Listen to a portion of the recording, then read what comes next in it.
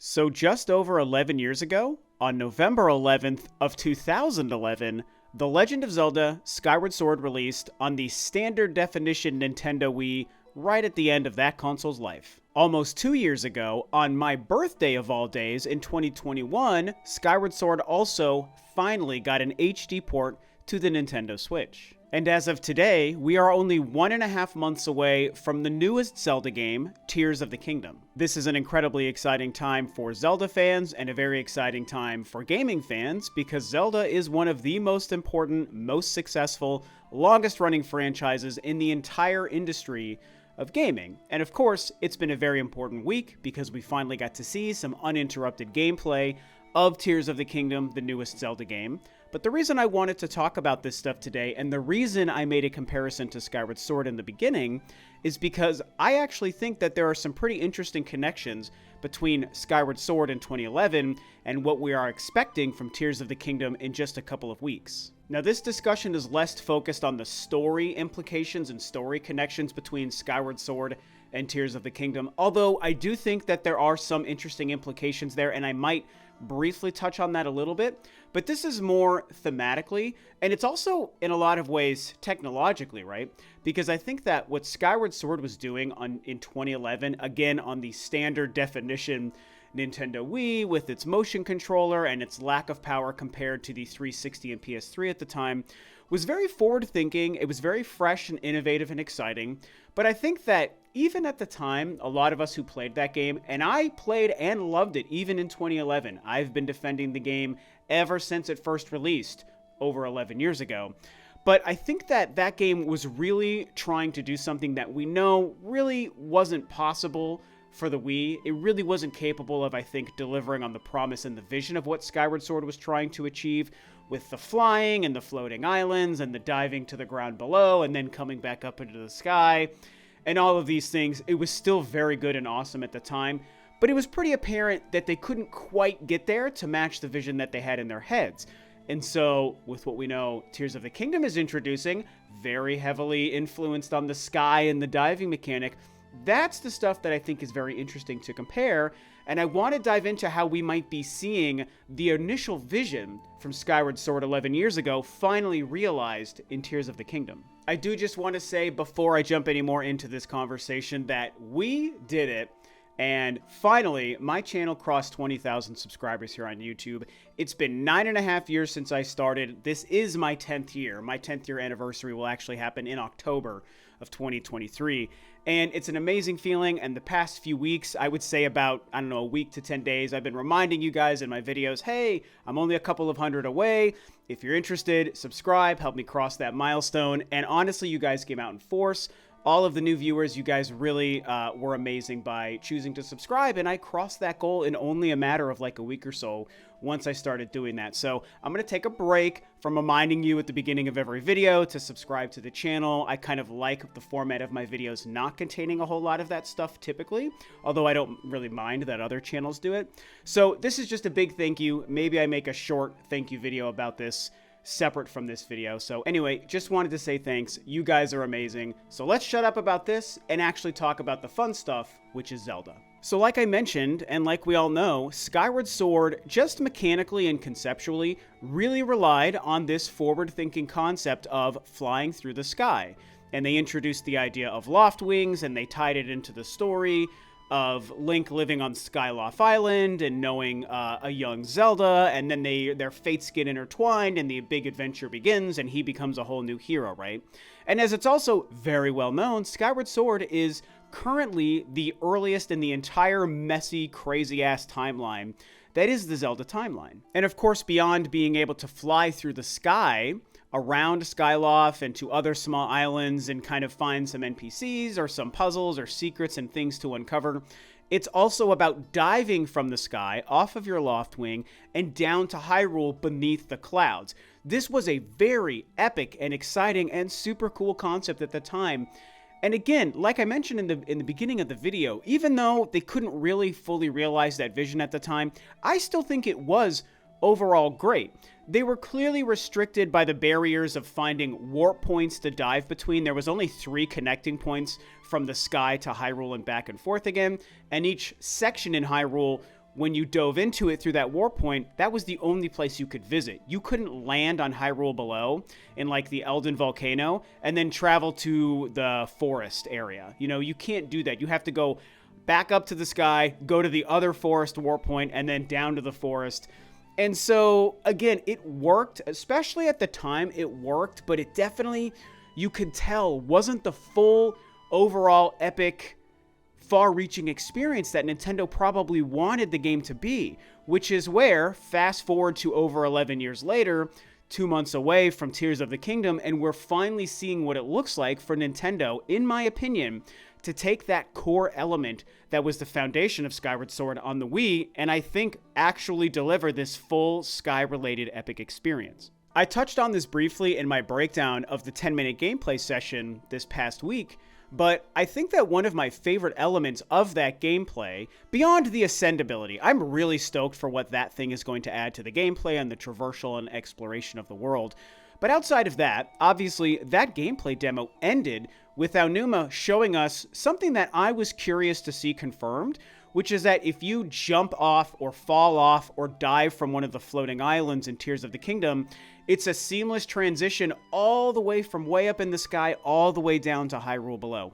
This is huge. Now, I expected this to be the case, and I think most of us did too. We understand the technology capable with gaming today, and even though the Switch itself is underpowered and kind of lackluster in a lot of ways, we also know what Breath of the Wild achieved in terms of its scope and its huge world and the ability to climb anything and jump with your sailcloth or your glider and glide across that map in such a way that when we saw Sky introduced to Tears of the Kingdom, I think we all assumed it was going to be this seamless transition, but to actually see it confirmed and see what it looked like in that gameplay demo, man, it was so cool and it just made me really, really happy. Now, to be fair, I don't think I'm necessarily breaking any ground by pointing out some of these similarities, right? The Sky similarity between Skyward Sword and Tears of the Kingdom. Ever since that second teaser for Tears of the Kingdom where it showed Link diving and we got an idea of like these floating islands and he's falling from the sky and it kind of looks like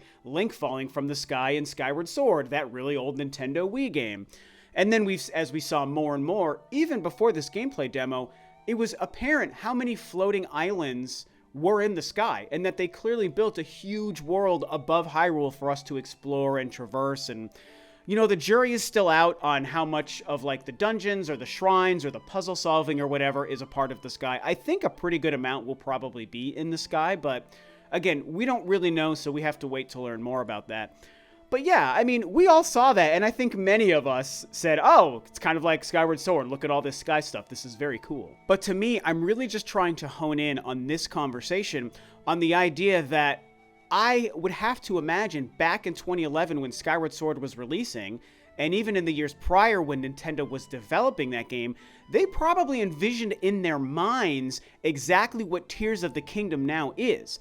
Let's put Link in the sky. He can fly around on this bird instead of the glider that he uses in the newer games. We're going to give him this bird character. We'll call it a Loftwing. We're going to write the story and the main hub area of Skyloft around this whole concept. He's going to fly around, jump off of the bird, land on these islands, find secrets and NPCs, and he can dive to Hyrule beneath the sky. It's going to be so cool. But as I've already broken down here, again, the tech clearly limited them on how they were able to deliver upon it.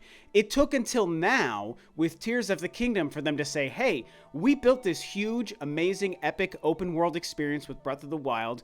We have a gameplay engine and a piece of technology in the Switch that allows us to make this huge, seamless open world. Now that Breath of the Wild is done, let's make the sequel deliver upon that old idea we tried back on Skyward Sword 10 years ago, and let's really deliver this full-fledged, seamless sky-ground traversal mechanic.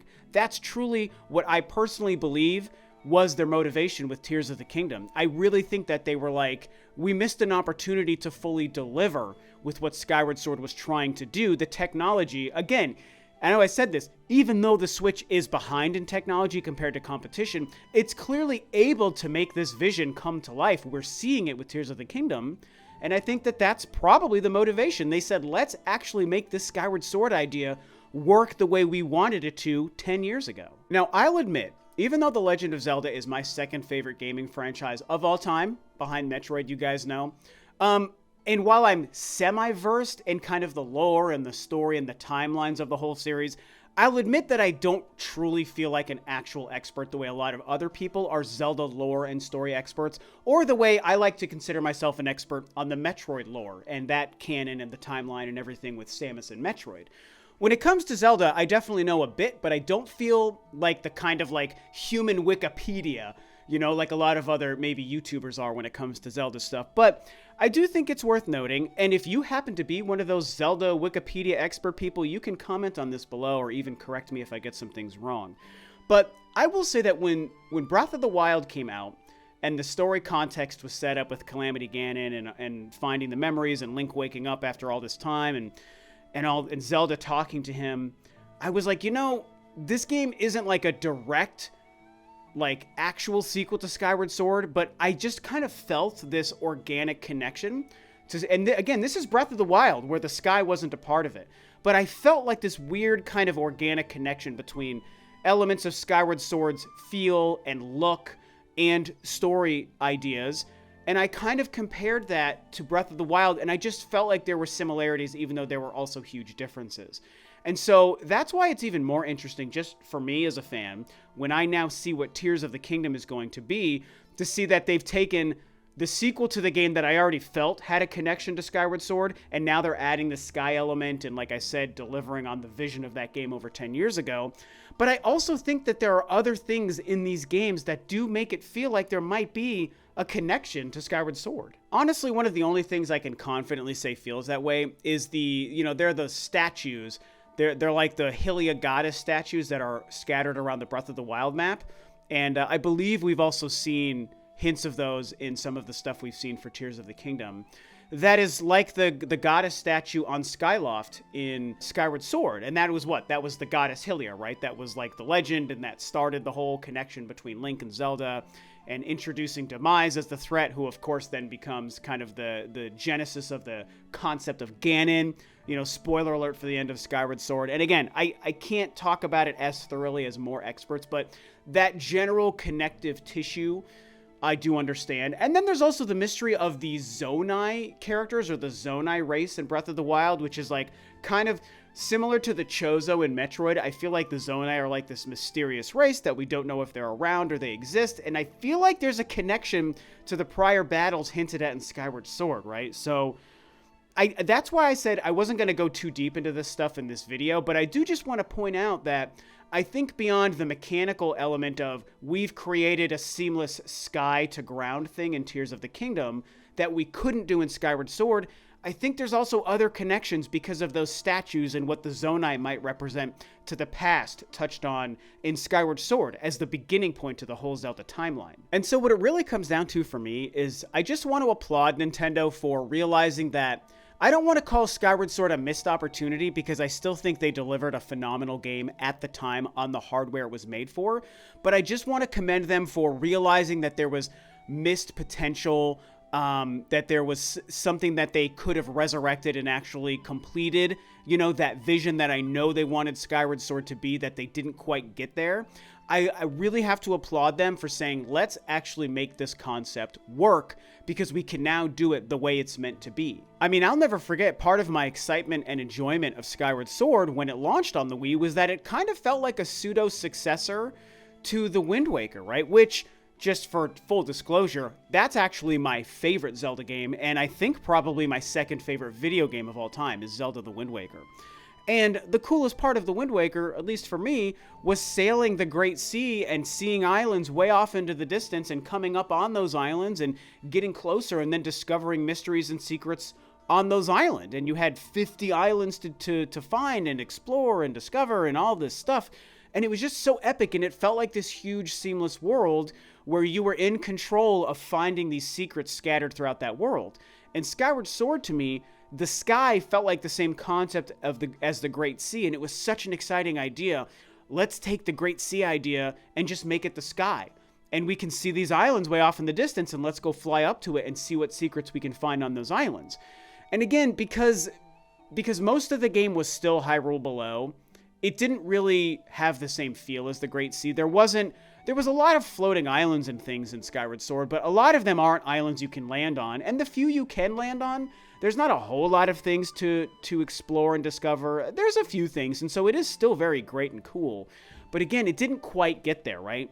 So between missing the Wind Waker concept and then also not delivering on the seamless sky to ground traversal, that's why I have to applaud Nintendo for making this vision a reality in Tears of the Kingdom. What I've seen from the gameplay and the trailers, I know it's going to be amazing and deliver. I think Breath of the Wild is a 10 out of 10 masterpiece. I think this game has a chance to be much better. I love the sky idea.